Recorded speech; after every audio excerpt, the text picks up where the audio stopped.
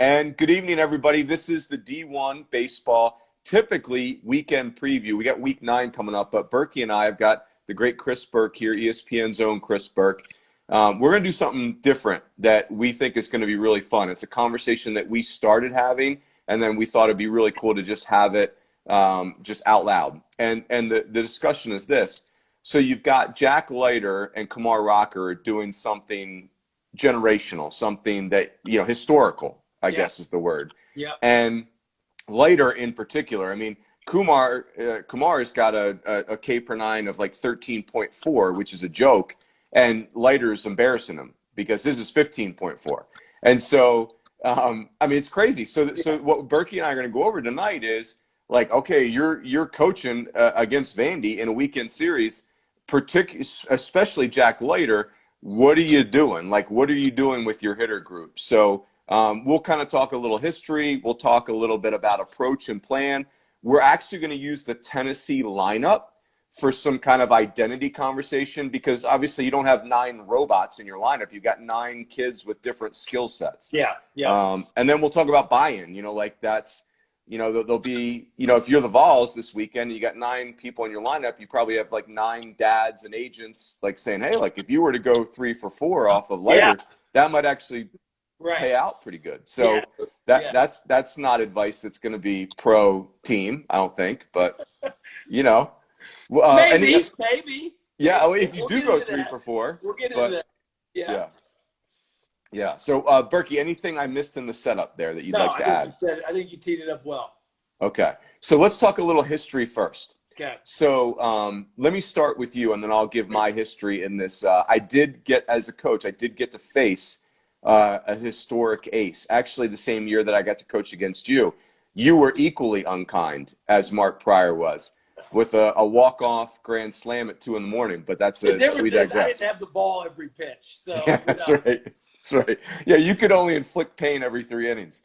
So whereas Mark Pryor can inflict pain, frequently. Hey, so tell me this, Berkey. Did you ever get to face, as a hitter, did you ever get to face a dude like this in pro ball, in college baseball, where just like on another level? Yeah. Well, yeah, we faced a few. I remember my freshman year at Tennessee, we were playing LSU on Friday night. And they had Kurt Ainsworth, who was a first-round pick. Remember Kurt Ainsworth? Yeah. I'll never forget Coach Delmonico. He had a way of doing this. He said, boys, if we chase the curveball in the dirt tonight, we're going to strike out 15, 16 times. So we got to leave the breaking ball alone. The old hunt the fastball, lay off spin, whatever. I think he went CG with 16 punch-outs. And the post-game meeting was, boys, how many times we strike out tonight? And it was like, is he actually asking us? Is that rhetorical? Yeah. I think one of the assistant coaches finally was like 16 times. He's like, get it up. That was it. Class dismissed. That was it. But no, I remember our regional, my junior year, we faced DeJuan Brazelton. Now, MTSU. He hadn't been in a Power 5 league, but his strikeouts per 9 runs, you could probably look it up real quick. It was lighterish, if you remember. Right. He was striking out 15 to 20 every start. I think we won like 3-2 or 2-1. We beat him. But then, in the big leagues, you're facing. I remember facing. I'm trying to think of Liriano. Remember Francisco Liriano, his rookie year? We faced him in an interleague, and he was 97 to 100 with the most, nastiest 91 to 93 mile an hour slider. And back then there weren't really wasn't like 100 years ago, but there weren't a lot of starters throwing 100 then. Right. Now you get Syndergaard and some of these guys. Shohei Ohtani's doing it, and DeGrom. But anyway, so I remember that was probably the angriest stuff from a starter. But, Scherzer and Santana and Zambrano, that was like just a bowling ball with like a Frisbee, But so you saw, you'd see a half a dozen guys a year where it was, you knew you were in for it.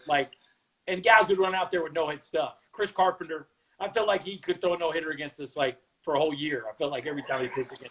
No Like, we chance. might get no hit tonight. Yeah. Yeah. So, Hey, so Ainsworth was your freshman year? that was my freshman year, yeah. How did Christopher J. Burke do that evening? I don't think it went well, but I don't think I did any damage. No. I had a lot to learn at that point in time. Freshman year against LSU on a Friday night with their ace. I think I chased a few breaking balls in the dirt that night. The St. X Tigers didn't have you fully prepared for that scenario? No. And the travel ball circuit wasn't quite the same as it is now. Yeah. No. That's good.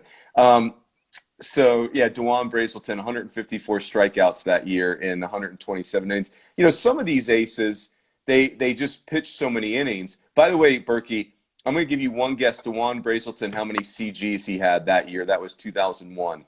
I'm going to say – complete games. Yeah, I'm going to say 9. All right, you're close. 11. He started 15. He finished 11 of them. How many do you think Leiter will get this year? Oh, gosh. 3? Maybe. I mean – he's got 1.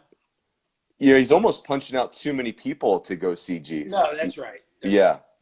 Well, there's, no offense to DeJuan, but in the SEC, at least guys are occasionally fouling the ball off. Like, DeJuan probably had, 10 5-pitch strikeouts a game. He maybe 4-pitch strikeouts, right? Mm-hmm.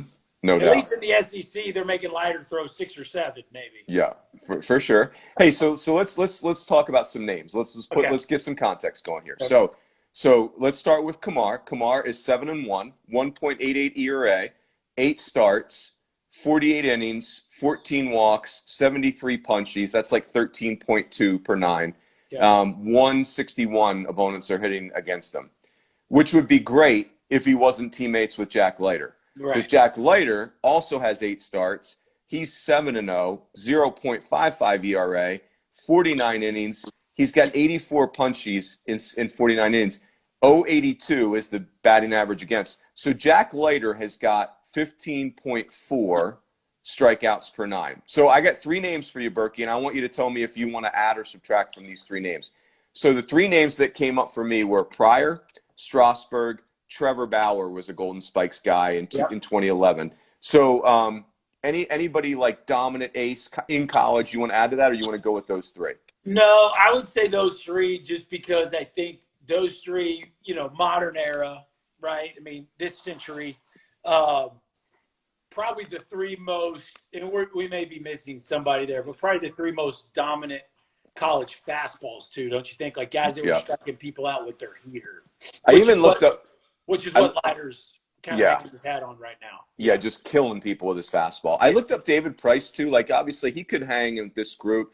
His K per 9 was 13.1. That was awesome. 195, 94 punchies. But let's stick with the right-handers because Leiter's a righty too. Yeah.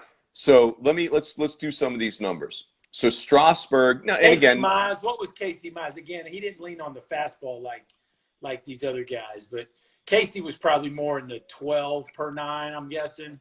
Yeah, but I think Casey's a good analogy because like people are fearing Jack Leiter right now. Like it's like I don't want to speak for the college hitters, but like at least as a fan, like you're thinking, hey, he's going to punch out every human being he faces tonight. So Casey Mize, his junior year, 12.24. So I mean, really good. But all right, let's do Strasburg. Now Strasburg, for context, pitching in the Mountain West. Yeah. Good league, not the SEC. Strasburg 13-1, 195 punch outs, 16.1 strikeouts per 9. That'll work. I think he had a couple 20 strikeout games, Strasburg. Yeah, and to me, Strasburg is to me, Strasburg would be 80 across the board. Yeah. Stuff. Like I know you're not allowed to say that, but I think he's the most perfect pitching prospect that I've seen. Yep. As far as all his offerings being like the best, like you know what I'm saying? Now, that doesn't always equate to where he's the best pitcher of his generation, but from a stuff standpoint, I mean, crazy. It's great. Like to me, Pryor did not have this. Strasburg's heater, velo-wise, is a click up from where Pryor's was. And Bauer wasn't throwing 100. And I don't think Bauer had the change up at that point in time. Like no. Strasburg. Yeah, I mean Bauer was like a ton of fastballs. Bauer felt more like upgraded Lincecum, or I don't know, maybe you would say like a version of Lincecum, like pitching with tempo, throwing a million pitches. I mean, Which I didn't I'm a, mention Lincecum. By the way, that was no fun. Peavy in his prime, no fun. But anyway, yeah. let's look. Let me pull up Lincecum real quick. So prior, actually, well, I'm looking up Lincecum. Prior's his K per nine was 13.11, so he's kind of in that Kumar range. He was 15-1. He was ridiculous. 200 strikeouts. Who did we just say we were going to look at? Oh, Lincecum. Yeah. Gosh, Lincecum. His freshman year was Pedroia's junior year, and it was like a little league game. He was walking 8 and punching out 12 every game. And it was like Lincecum was so ahead of his time. It was fastball at your nostrils and then just yacker. And everybody else was trying to sink it and slide it. He wasn't ahead of his time. At that point, he was a throwback. Right. So That's a good point. Yeah. We keep changing every 20 years. So. That's right. That's a good point. I see you. Touche. That's well played. That's what Nolan Ryan was doing 50 years ago. You know what I mean? Yeah. You know what? Okay, so, oh my gosh, Lincecum, 14.29 Ks per nine. How about Lincecum as a true freshman was 12.9 Ks per nine. So, see, and Berkey, before we jump into Leiter, and I'll tell you my prior story. Leiter reminds me more of, I know the body types don't fit at all, but the way he pitches reminds me more of Rocket, Nolan Ryan. Like it just, he pitches like his stuff is angry. Like it's fastball down your throat. It's like hammer breaking ball. Yeah. So the style reminds me of those Roy guys. I like, from a body standpoint, it's like Roy Oswalt. You know, it's that fastball that just looks like it finishes faster than it starts. Like it's gaining speed on its way home. Yep. No, it's crazy. All right, so let's, before we get into, so it's fun, right? Like this is good for college baseball. There's a reason why our bosses are putting Jack Leiter starts on ESPN2. It's not because they like his dad, right? It's because this is exciting, right? Like this is super cool. And then, you know, what Georgia did last week to win a series and beat Kumar, like that's awesome too, because I can't wait to see what Kumar does this week. And so, so we faced Pryor in 2001, same year we played you. And we had a good, not great team. It was the year before we had won the pack. We were a top 8 seed. We got upset by Augie in regionals. This year's team just never clicked. And so we were a regional team, got beat in a regional. And so, but this position player group had 3 big leaguers in it. You know, Chris, not like marquee guys, but we had Brooks Conrad, we had Chris Duffy, we had Mel Stocker. John Switzer also on that team, but he didn't pitch this game. We kind of pitched off. And so we're getting ready for Pryor. You know, he's 6'5". Which is a strategy, by the way, the fact that you pitched off, right? Yeah. Although we did not have like this awesome rotation at the time. So it's like we felt like we were always pitching off. Like we were real. I think it's called throwing darts is what we were doing. But be that as it may. Before I get to Pryor's previous 3 weeks to us, Berkey, so at the time, do you know who the pitching coach for USC is? Savage, right? And the head coach is the Wizard, Mike Gillespie. Yeah. So that's not a fair fight, first of all. They were our USA baseball staff the summer before. Oh, that's right. Yeah, because you played with Pryor. Yeah. So, and by the way, John Savage, as a recruiter, as an assistant coach, was a savage. Like, he was an animal. So my first year at ASU, their Friday night guy is Barry Zito by way of UC Santa Barbara. This is when the transfer rule was different. And then Pryor came back from Vanderbilt. So, Coach Savage was good on the transfer wire. By the way, that summer before Pryor became the greatest college pitcher of all time, Baseball America, that summer, Team USA versus the Cape Cod All-Star game, which you talk about 2 rosters. Go back and look at that game. But Chris Young started versus Mark Pryor. Chris Young from Princeton. Yeah. Is he in the commissioner's office now or something? Yeah. Let's continue the digression, Berkey. Tell me about Team USA. Like these Team USA rosters are always like epic. Oh, that Team USA. So that game we started Pryor on the mound. I think Casey Myers caught. Okay. Sun Devil. A guy by the name of Mark Teixeira played third. Right? Bobby Crosby played shortstop. Oh, Coach Sim in Alaska. He was a beaut. Is a beaut. I mean, rookie of the year. Yeah. Richard Lewis played second. Jake Gotro. No. Did Gotro play first? No. Xavier Nady played first. Oh, his X80. He killed balls to right center field. Yes. He might have played right. Either Ryan Howard or Jake Gotro played first.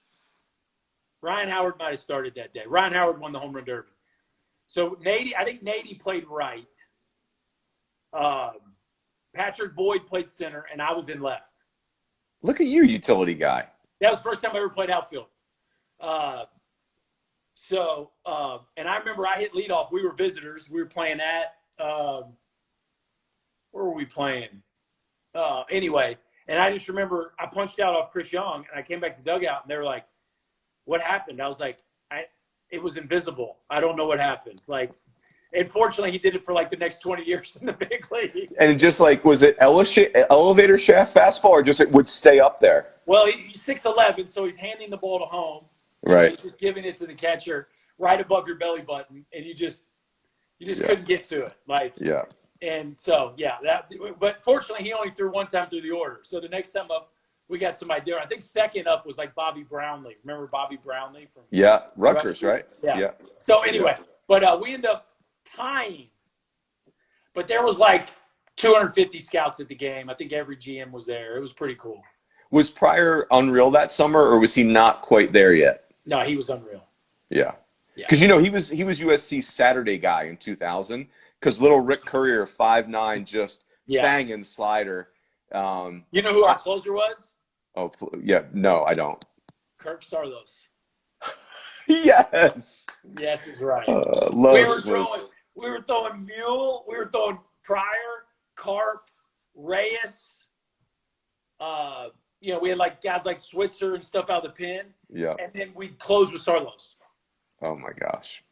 Los was an unreal. If I had to win one game to save my life, college baseball, Kirk Sarlos 2001, here's the ball. Yeah, no hesitation. And then if you had to win a series, you could start him on Friday and close him on Sunday. Yeah, that's right. Yeah, that was unreal. Gosh, we were on the wrong end of Los in the 2001 regional. That was.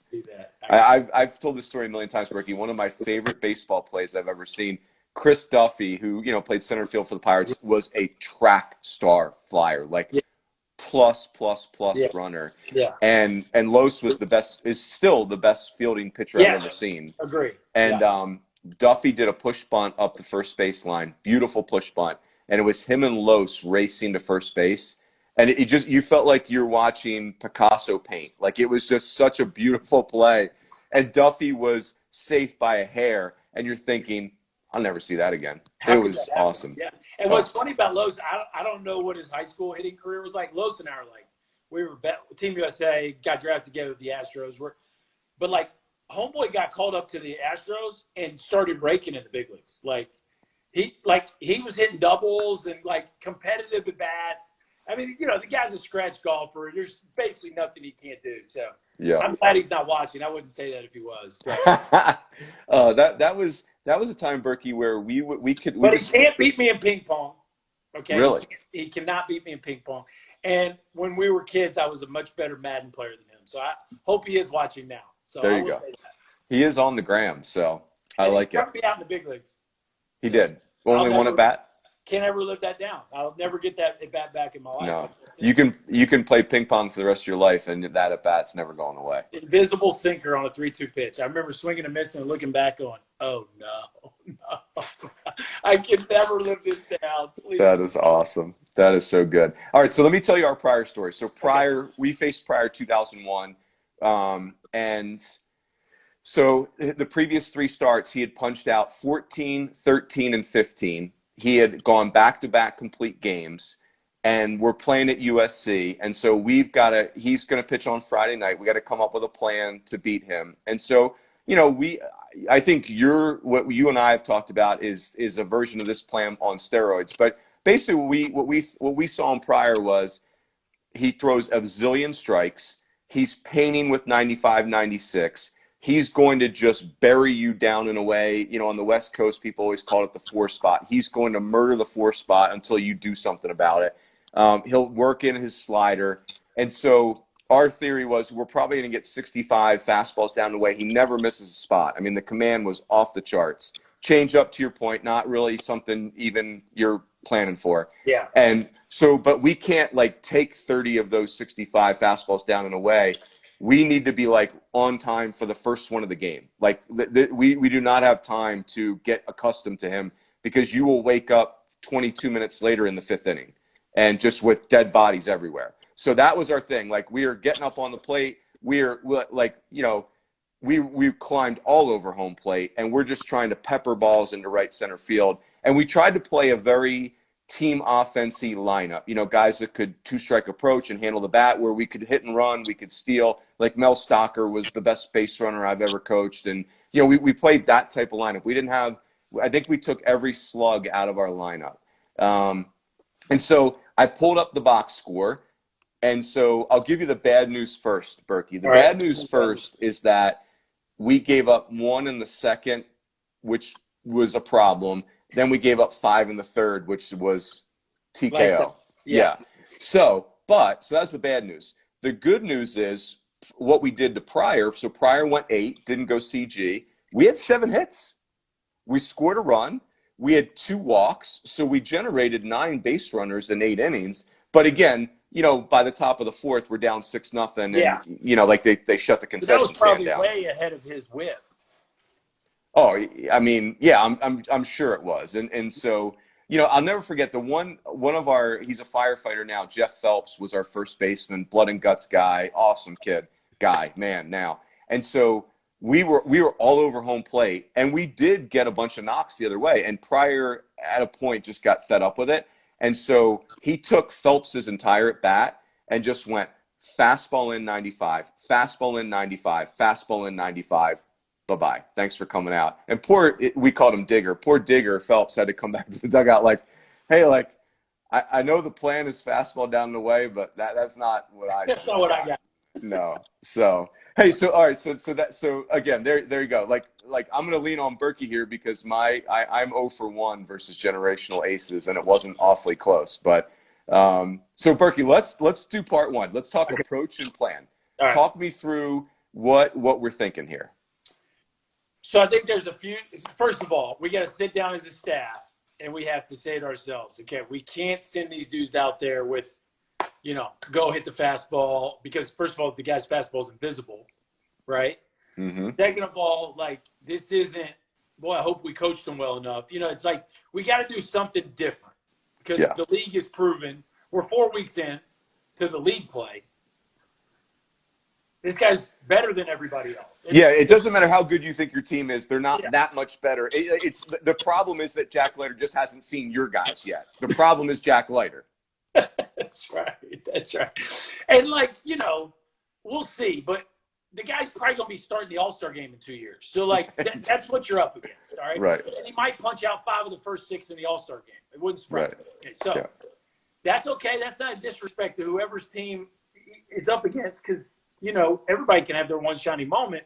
But you have to – I just think you have to humble yourselves against a guy like this and try to do something that's not just what we do. Mm-hmm. Whatever it is that you or your club does, we play the small game, we bang, we take pitches, whatever it is you do, today we got to do something different. And so I think it starts with a conversation of, okay, what's out there? You know, what could we do? What do we think might work? Who are we? Who is he? You know, obviously in today's world, you get all the synergy reports. Mm-hmm. But what we know is he's finishing off most guys with the heater. Mm-hmm. We also know that the ball has so much life to it that we don't exactly think he knows exactly where it's going, right? It's more control over command at this point. Right? Yep, for sure. So it's not skittish. It's just not painting.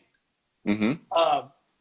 So to me, I think your first plan would probably be we're going to take as much as humanly possible. Mm-hmm. And by that, like, we made, like, what do you, again, this is us in our coach's room. What do you think about, like, not swinging the first time through? Like, I mean, seriously, like what if it's automatic take unless we take it off, as opposed to the old we're swinging unless you get a take. Maybe we're taking until we get a swing. What do you think, Coach Rooney? Like, we in on that idea? We out on that idea? Like, I mean, everything's got to be on the table. I like where your head's at. Yeah. The other approach I think would be that we segment the order. Pitch count guys at the top. Whoever our best pitch count guys are, we'll put them at the top because obviously we want them to come up as much. We want them to start with those guys.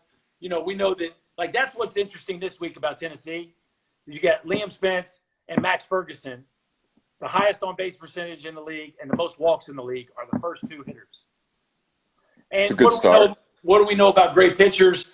Often, if you're going to get them, you're going to get them in the first, right? Like, so those two kids make every pitcher who faces Tennessee work extremely hard right out of the gate, you know?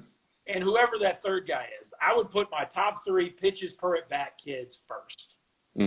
This is another idea, other than just go with our normal lineup and take, right? And then I put my bangers in those next 3 spots. Most teams probably already have their bangers in those next 3 spots, right? But if we're going to get one of those first 3 guys on, we want one of the next 3 guys to hit it out. Right. You know, so that's what Georgia did. Georgia did to Kumar. Like, we got to get some people to first base, and then somebody's got to run into one. That's right. That's right. Again, you and I had this conversation a little bit prepping. It's like you guys felt good that you only struck out 7 times. But the truth is the points to score runs. Yeah, so that's right.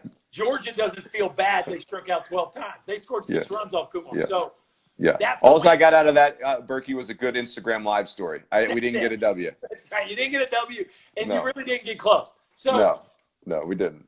The point is to score runs. Yes. So then the back 3, you know, maybe we're going to tell those guys, hey, dudes, like, we love you. We believe in you. That's why you play for us. But today, your at-bats are not yours. They're mine. Yeah. Sorry. Call your dad. Call your mom. Call your agent. Like, today, they're my at-bats. Like, just today. You know? So that would be a plan. Okay? That would be plan number 2. And then plan number 3 for me would be some sort of macro at-bat structure where we're all going to stick to it at least one time through. For instance, when I was with the Astros, we had a thing called catch-up that we would use in the minor leagues. You could swing at the first pitch, but if the first pitch was a ball, you had to take till you got a strike. And if the count went 3-1, you had to take. So, again, first pitch is yours. If you take and it goes 1-0, you got to take till you get a strike. If it's a strike, then you're hitting. You're just hitting until it goes 3-1. Then you have to take 3-1. So that would be like, again, without exhausting every. You know, if me and you were in a room for 2 hours, we could probably spitball a few more ideas. But those would be 3 ideas I'd come up with. No, okay. So talk to me, Berkey, about. So I'm with you like 100%. Like, we got to cater this to the different roles. We got to be unusual. So pitch count is, I was there. Jack Leiter, I would call it his worst start of the year, I think, was against Oklahoma State. He still won. But it was, and truth be told, Oklahoma State was the beneficiary of a really tight umpire. I mean, in this game, Oklahoma State walked 14 dudes and Vandy walked 6 dudes. So 20 walks in a 9-inning game. So the home plate umpire had something to do with this. So Leiter only went 5 complete, gave up 2 hits. He walked 3, punched out 7. It was a cold night. It was a very, very tiny strike zone. So I'm with you on take. Like, well, that's the other thing we didn't mention. Can we get in the umpire's pocket somehow? That's it. No. Well, keep it fair. Keep it fair. Yeah, that's number 4. It's 4A. Hey, so what about team offense? Like, is he susceptible to any team? Like, can you run on him? Can you hit and run on him? Can you bunt on him? What are your thoughts there? Yeah, so we have to run. Again, the point of offense is to score runs. So we have to put at least a few people out there that we know could, the time to home's 1-4, 1-5. Like, traditionally, Vanderbilt's pitching to the plate. It's interesting. Vandy's the type of team, they're going to steal, but they're not super concerned. Like, they'll pick, but they're not slide stepping to defend the steal. Yeah. That's the thing. People tell me all the time, like, base stealing. I was a base stealer, so everybody slide steps these days. No, they don't. Texas A&M doesn't slide step. Florida doesn't slide step. Vandy doesn't slide step. Like Louisville doesn't slide step. Teams that traditionally are running out donkeys on the mound, they're throwing the ball home. Yeah. So anyway, Vandy's one of those teams. Like their dudes are kicking and firing, and Leiter's, I'm sure he could slide step if he was really worried about it, but for the most part, he's worried about the dude at the plate. Yeah. So we want to get to second base, of course. We want to steal. Really, we would really like to steal third. Now we can't get too greedy at third because once we're on second, we should feel pretty lucky. But if we can steal third, now the wild pitch comes into play, which I haven't seen numbers, but I'm sure Jack's got a couple of them, right? So can we bunt off a guy with that much life on the fastball? Maybe we could push. I would imagine, a lefty could maybe get a drag down the third base line. I think a drag's a pretty tall ask for a right-handed hitter off a guy with a fastball like that. But I think you could push off a guy with a good firm four-seamer. I worry with the push, though. I love the push bunt. My concern is athletic right-handed. Yeah, he's a good athlete. Yeah.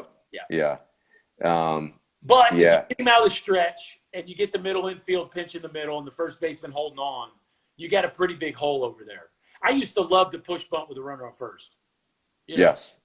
Because you feel like you got the whole right side to push it to, even with a right-handed pitcher. Yeah.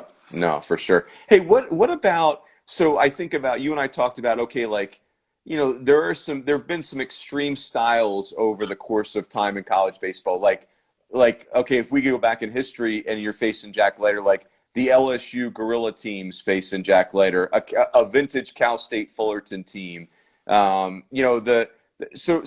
I guess I'm thinking about where we're stealing all the time. Like, there you go. Different kinds of teams. Yeah. Hey, like Coach Van Horn, when he was at Nebraska, one of the things he installed there was just like this ferocious toughness where if you're a pitcher facing Nebraska in 2001, you'd rather have no strikes than 2 strikes because it was as if their hitters put both feet on home plate and tried to eat the baseball. Like it was. Or how about a Florida State? It's like they might. Oh, yeah.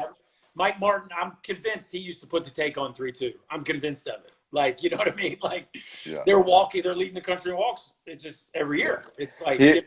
We played Florida State every year when I was at ASU, and the thing that I couldn't figure out was it was like they were substituting hitters in the middle of the at-bat because their hitters would swing out of their jersey first pitch. And you're like, okay, perfect. Let's spin a couple breaking balls. Thanks for coming out. 8 pitches later, that kid's still in the box. You're like, I thought he's a wild swinger. Why is he still there? And it's like 2 strikes. There was like this gear shift that Mike Martin could pull. And now this kid's like hitting balls into the concession stand. And it was, crazy. So it's a long way of getting to my question. What are your thoughts on, so we talked about team offense. What about like Nebraska had the A hack, the B hack, like kind of an exaggerated 2-strike approach. Now that's kind of what we did. And to your point, like we got hits, but we got singles, what's your take on that? I think the Georgia plan is the best one in that I don't know. I mean, again, this is no disrespect to any college lineup, but we got enough data on Jack Leiter right now. And I'm not trying to take Kumar out of this deal, but Jack's just a little different animal because he's getting dudes with the fastball. Like with Kumar, we all know it's like, don't swing at the breaking ball in the dirt, right? Like, not that he can't get you out with other things, but that's the way you strike out 15 times against Kumar. You chase the breaking ball. With Jack, it's like, I don't know that 2-strike – because what is 2-strike approach, Rooms? Choke up and let the ball travel. He's throwing 96-mile-an-hour invisible balls. Yeah. So how's letting the ball travel helping me? You know what I'm saying? Doesn't feel awesome. I don't like that. So to me, it's like, hey, let's get the head out 3 times. That's what, and again, if that's our plan, but I got to have some dudes that are really working the count. I got to have some dudes that I'm willing to – I might bunt, I might hit and run, I might put the take on the whole – but I got to have some dudes that are dangerous. Or maybe we switch up our rhythm. Maybe everybody takes the first time through, and the second time through, we're all getting 3 gorilla hacks off. You know what I mean? Maybe we'll say, hey, we're going to do this the first time through. Check with me second time through. I might totally flip it on him. Now he thinks we're taking. And we're going to go Yahtzee. You know? Berkey, you know who's like that? I had Arizona Grand Canyon last night locally. Great game. Grand Canyon, Andy Stankiewicz. They've got a postseason team this year. Arizona could win the Pac-12. And Jay Johnson is a real out-of-the-box, progressive offensive coach. Mm-hmm. And so Grand Canyon goes to their closer. Because, like it's in-state. It's a big game. Recruiting. It doesn't feel like a Tuesday game. So Grand Canyon closer Frankie Scalzo, he's like 92 to 93 with a hammer. And first three hitters for Arizona, and you watch Scalzo's warm-up pitches, and he's sharp. And then first hitter, and now he's in the middle of the order, like he's facing Bossier and Holgate and Susak, who like that's going to be challenging no matter what. But all three of those guys later in the at-bat, mid to later in the at-bat, just hammer a breaking ball. And I'm looking at this like he just ripped that breaking ball. That was a beautiful pitch, and it is in the gap right now. Like what is? And then the fourth hitter, fastball, back to the dugout, and you're like, dang.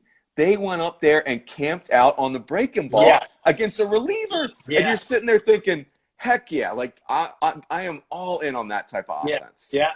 And I think you want to teach your kids what you want to teach your kids, but I think you have to be agile enough to admit when you're up against something that's totally different, you know?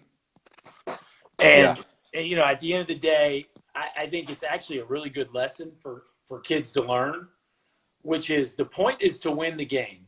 Mm-hmm.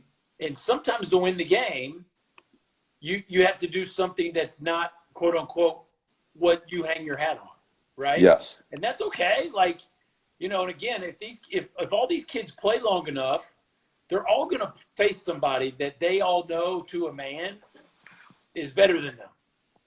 Like, if this guy makes his, let's be honest, most big league at-bats, the pitcher makes his pitch, the hitter's in trouble, right? Everybody's pretty much up there hoping for a mistake, Yeah. So, and I'm not saying you walk in your room like this guy's way better than us. We're dead. Like, let's do something crazy and, wear our pants inside out, but it's just like, hey, this pitch really good. It's okay. It doesn't mean, This doesn't mean we're not going to win the game, but stick with me here. Let's try something different. I think, and I know we're kind of moving on to stage 2 here, but like to me, I think as a player, that would be encouraging to me. Yeah. Like, hey, we're going out there with something we think can work, and we're not just going to go up there and, close our eyes and hope. Yeah. Hey, let's go through the Tennessee lineup they used on Friday because they're going to play Kumar and Jack this weekend. Yeah. Hey, but before I forget, Berkey, so if I'm the opposing coach to Jack Leiter and I yell across the field, how many offensive conferences do I have left? Is that bush league or is that good strategy? Say that again? How many left? How many offensive conferences do I have left, Blue? Is that bush league or am I okay with that? I like that. I think everything's in play when we're up against Leiter. I think it's all on the table. Check the baseball. Can I get the baseball checked? Yeah. I want to check the bill of his cap. I want to know what's in his back pocket. Yeah. Or I tell the umpire, I want you to check my own guy's bat. Like I think my player's using an illegal bat. I think you should. Are the strings on his glove too long? It doesn't matter. We're everywhere. Oh gosh. Or like in between the third and the fourth. Hey, Leiter got 9 warm-up pitches. What's up? Like let's make us think about that. I'm going to protest. Yes. All right. So let's go through Tennessee's lineup just in terms of prototypes. You got to use. Oh, by the way, you got to use both your reviews. Oh, of course. You know what I mean? Yeah. Guys out by 10 feet at first. We're going to review. Yeah. I might review the first batted ball of the game just to set the tempo. Like a F8 can of corn. I like to take a look at that. No catch. I think he dropped it. Oh, that's great. All right, so Liam Spence led off. He did not lead off on Sunday for Tennessee. I know he's battling injuries, but did he not play Sunday? I don't think he played Sunday. But on Friday he did. He didn't play Tuesday yet. For me, it was Spence. It was Spence, Ferguson, Rucker, Gilbert, Beck, I believe. Yep. Then Lipsius. Mm-hmm. Pavloni. Yep. 8 was what part of the field am I at? 9 was the shortstop. Steenstra. Yeah. Russell was 8. Yeah, Russell. Evan So Russell. let's go through that. So Liam Spence, how can he fit into a game against a dominant ace like this? Maybe the best two-strike hitter in the country. So Mm-hmm. you might not even tell Liam Spence to do anything. Yeah, just do your thing. Yeah, yeah. Yeah. Max Ferguson, you're taking to 2 strikes. Rucker, check with me. What do we got? Is it 2 outs and nobody on? You're taking to 2 strikes. Mm-hmm. You know, is it runner on first? What have I seen from Leiter the first 2 hitters? Maybe we're playing catch up. Maybe you know, maybe it's hit. I don't know. Yeah, hit and run doesn't feel good against right there. 2 minutes swing and miss. You're just kind of walking into a okay, then how about so now we get to the second part of the order. Gilbert Baklipsius. Again, is somebody on? Is somebody not on? I think with Gilbert and Beck, you got to let those 2 kids take their 3 shots. Mm-hmm. Like, because both of those kids can put a point on the board in a hurry. So maybe to lead off an inning, we're playing catch up, maybe, or maybe take the 2 strikes. But if there's somebody on, both of those kids can get you a 2-run homer in the blink of an eye. You know? Yeah. Hey, Berkey, just a quick timeout on the lineup. So lineup construction, like when we faced Pryor, we put all of our let me see if I can find that box score again. We put all our fast guys in. We even changed the order. So we went Chris Duffy, center field, Mel Stocker, right field. This kid, Nick Walshy, pinch hit. Casey Myers had to hit third. He's a slug, but just an elite bat-to-ball guy. But we tried to, like, front load with on base, and I'm sure we had those guys taken. We actually hit Brooks Conrad fourth, so, you know, because kind of a gutty guy. But I'm looking at this lineup. We put we had Steve Garabrandt's a little, like, super fast DH. Our left fielder, Jonah Martin, had gotten hit by a pitch 29 times the year before. Like, we put our fist fight lineup out there, thinking that we were just, you know, and again, USC, it's hard to run a ball out of there unless you just hook a ball to right field. Yeah. So let me ask the question. Are you taking your donkeys out of a lineup against a lighter, like if you get some slider bat speed guys, or you need a couple of them in there? I mean, maybe if you've got a guy that the data says this dude doesn't hit a fastball. Yeah. I mean, I could see you putting your best fastball guys out there. But I think you got to have at least a third, if not half, your lineup that can hit the ball at the ballpark. Like legitimate chance. You know what I mean? Yeah. So the bottom part, speaking of the bottom part for Tennessee, you got a Pavloni, you got a Russell, you got Steenstra, who's a bigger middle infielder. I don't know what kind of power he has, but he's a bigger kid. Yeah. So those kids, are you dictating their bats, or because they are the run into a ball guys, you want 3 bolts out of them? I think Russell, you're giving me your 3. I mean, here's a guy hit 3 home runs in a game, right? Mm-hmm. So Russell's going to get his 3 hacks. The other 2, I think, again, I just think you're trying to convince the kid that you just have to trust me today. Mm-hmm. You know, and I'm not saying you don't get to swing today. I'm not saying, you know, but we've got to make, because let's be honest, who's Vanderbilt after Leiter comes out? Who are they? Yeah, it's not. They're more like just a good team. They're vulnerable, right? Yeah. So guys, we have to be committed. Leiter can't throw 8 innings against us tonight. Like, he just can't. If we could get him out in the 6th, if we could get him out in the 5th, not only does tonight change, but tomorrow changes. You know. So I just, you know, I don't know. Let's think about it. When Leiter threw a no-hitter, he threw 124 pitches. Mm-hmm.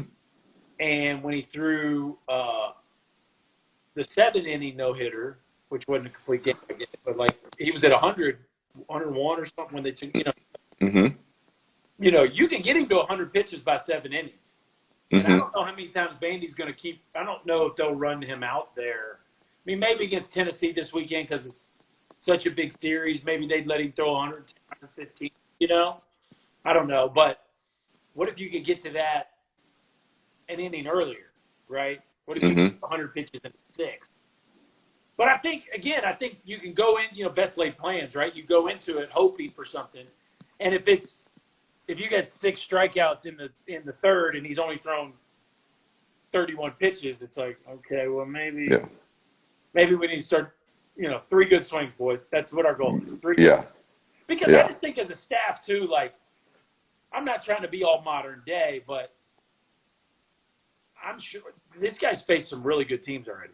Mm-hmm. You don't think they've coached their kids up and worked on some stuff? You know what I mean? Like, I just think at some point we got to, I hate to say it, we got to be okay. We're going to strike out like we just are, Mm-hmm. So I don't think we got to cheer for ground ball to second. I think we need to get our best 3 swings off, and hopefully the balls we actually hit go in a gap or over the fence. Yeah.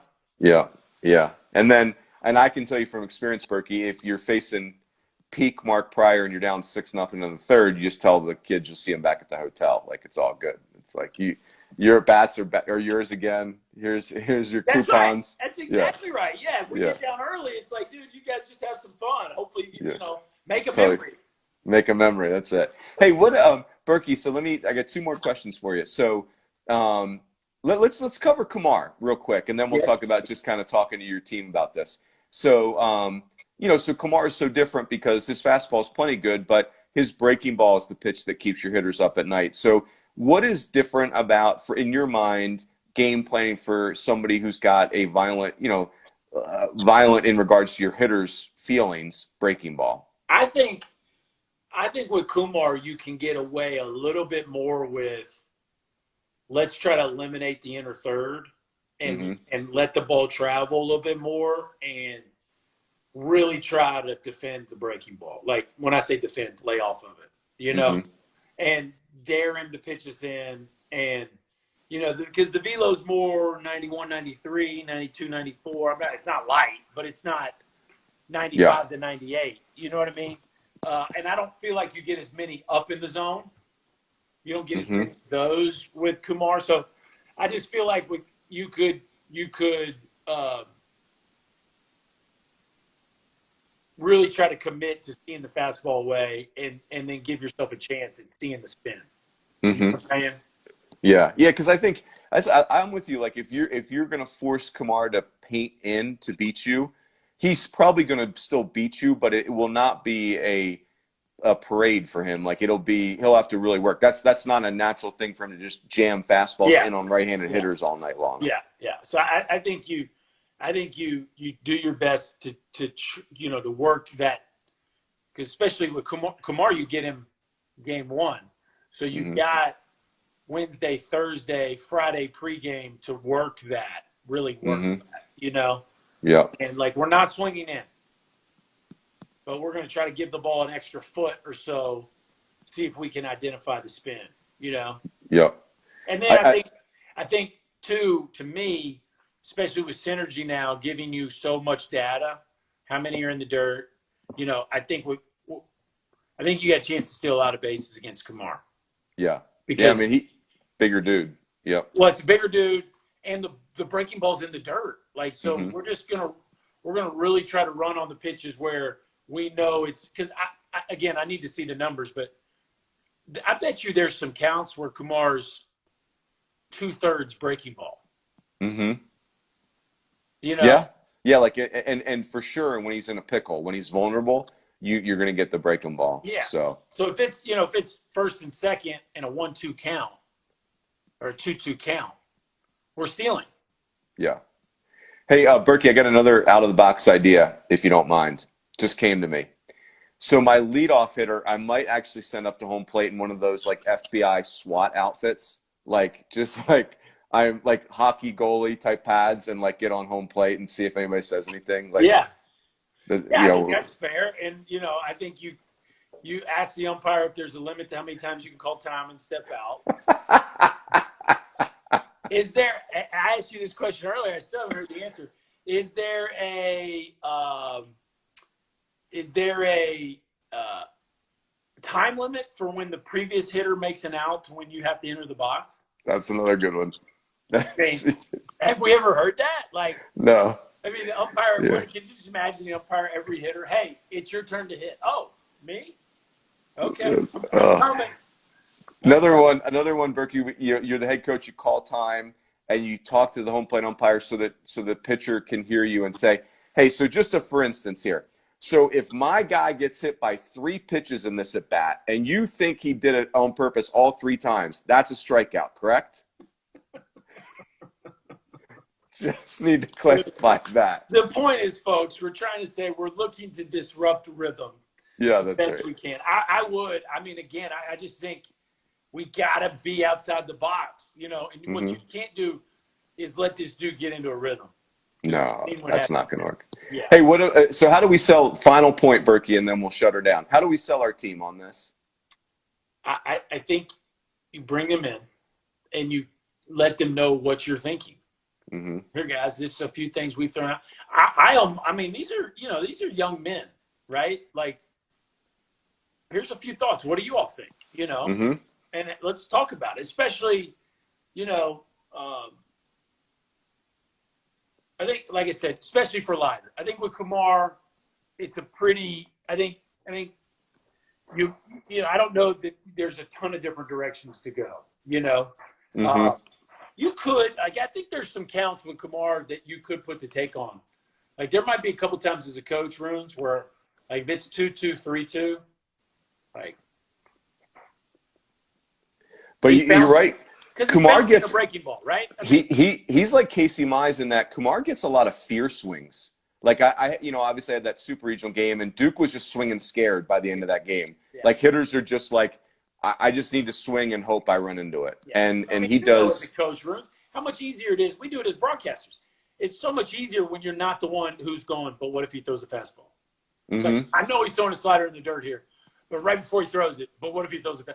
Right? When you're the one not up to bat, it's so you're over there going, the dude's going to bounce a breaking ball. What are you swinging at? You know? And so, I mean, Ben McDonald's told me that he knows. I mean, he watched Bertman used to put 3-2 takes on.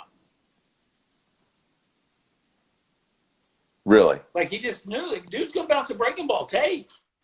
No swing. You know? I played with the hitter. You know Mike Coolball, rest his soul? Yes. He told me he used to take 3-2 all the time. He was such a minor league home run hitting threat. He just, like, got to a point where he's like, I'm just so tired of swinging at strike 3 in the dirt on a 3-2 count. He started taking. Oh, my gosh. He'd wink at me in the dugout, like, as he's walking first, like, because it would look like a great take, you know? Right. How was it swinging? Ryan Terrio, when he was at LSU, was a menace. 2001, I remember we played them. No, 2000, the year that LSU won it, your sophomore year. Yeah. And Terrio he was like Pete Rose. He would destroy your pitch count with 2 strikes. And so we got him the first at bat of the series. We went 0-2, just center cut, split the plate in half fastball, and he just locked up, just totally froze the engine. And then he had like 7 hits the rest of the series. I mean, but we got him once. You felt really good after that first one. Yeah, that's right. No, but I think against Leiter, you tell the guys what you're thinking. Let them talk a little bit so they don't walk out of the meeting going, this is ridiculous. I always like some ownership of it with the guys.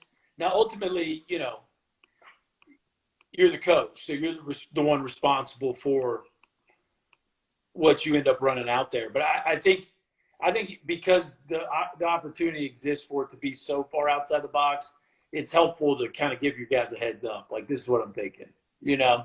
Yeah. Hey, Berkey, I'll give you one more tip, and then we're donezo. This has been fun.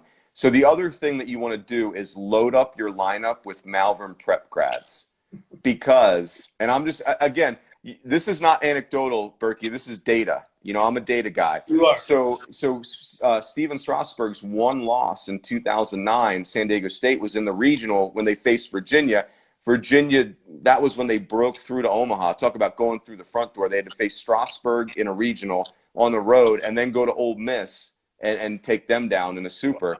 So my man Phil Goslin, Malvern prep grad, took he was 1 for 5, by the way, with 2 punchies. But the one was a first inning tank job off of Strasburg, and there go the Cavaliers. They beat them 5-1. So, again, if you only hear one thing tonight, coaches, it's load up on Malvern prep fighting Friars. No, what I heard was 2-run homers against aces win you games. That's what That's right. That's right.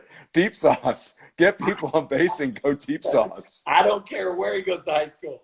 We need That's a couple 2-run homers. That's Georgia, right. Ultimately, Georgia gave us that blueprint. Not that that's rocket science, but I do think against Leiter, man, you got to do something different. You just can't go up there and go, good luck. Yeah. Yeah. That's not going to work. Berkey, and before. remember, like, the pressure's on him. He's the one that's going to be the first pick. He's the one averaging 15 strikeouts a game. He's supposed to beat us. Like, we're trying to win the game. But I'm saying, like, that was one of the most helpful things I ever heard. Roger Clemens told me, was like, hey, Berkey, like, when you're facing an ace, remember, all the pressure's on him. Like, I was like, it's like he's the one, the ace is the one making $15 million a year. Like, you're a nobody. Go up there and have fun. Like, you might get a hit off a Hall of Famer. It's great. And you're like, that really changed my perspective. Like, I woke up sick to my stomach. Now I'm like all giddy. Look at the Rocket. Rocket, he missed his call. He should have been a hitting coach. Oh, he would have been amazing. Yeah, he would have been. That's awesome. He'd have been I remember first time he saw Bagwell. Rocket been in the American League his whole career. And I'm sure they played against Bagwell before or whatever, but he's standing on the pole. Jason Lane tells the story, and he comes up to Laner, and he's sitting there watching, and he goes, man, if I face Baggy, I just come set and hold. And Laner's like, what do you mean? He's like, because Bagwell's so incredibly spread out. He's like, how long do you think he could hold that position comfortably? You know what I mean? That's great. And like we play games, like we're facing Jamie Moyer or Glavin. He's like, I can't sit here and watch you guys stand in the back of the box against a guy throwing 85 miles an hour. Like, scoot up. He's throwing you a changeup. That's so great. Rocket, it's not that simple, but to him it was like adjustments. Quit just doing that. Do something different. That's it. That's the theme. I like it. Yeah. Oh, this was fun. Berkey, appreciate it. This is good. We'll see how it goes. And I'll be calling the awesome game, stuff. so we'll see how it goes. You're calling it? You have it this weekend? I got Friday, Saturday. Yeah, I got Vandy. Nice. Yeah. All right, man. I love it. I can't wait. Yeah. How about you? Where are you at this weekend? I got Michigan, Minnesota, and then I got OU, Texas Tech on Tuesday. But I got Friday, Michigan, Minnesota. So looking forward to seeing the Wolverines. Michigan, Minnesota. That's very interesting. Minnesota's struggling. Yeah, not throwing strikes. They're struggling bad in the bullpen. But Michigan, they hit the transfer wire hard. It's they're kind of hanging. They got it. Nebraska's kind of the darling in the Big Ten right now, but Michigan's right there with them. So. Will Bolt, the fighting Will Bolts. Yeah, he's doing a good job, man. They got a good club. Okay, who are you taking this weekend? Mississippi State versus Ole Miss, Tennessee versus Vandy. Go ahead, pick it. I'll take Mississippi State, and I'll take Vandy. Okay. Yeah, I don't feel great about either. Like, I think those are two awesome series, though. Yeah, no, both are going to be fascinating. Yeah. Yeah, love it. All right, Berkey, have a good weekend, man. Good to see you. Be good.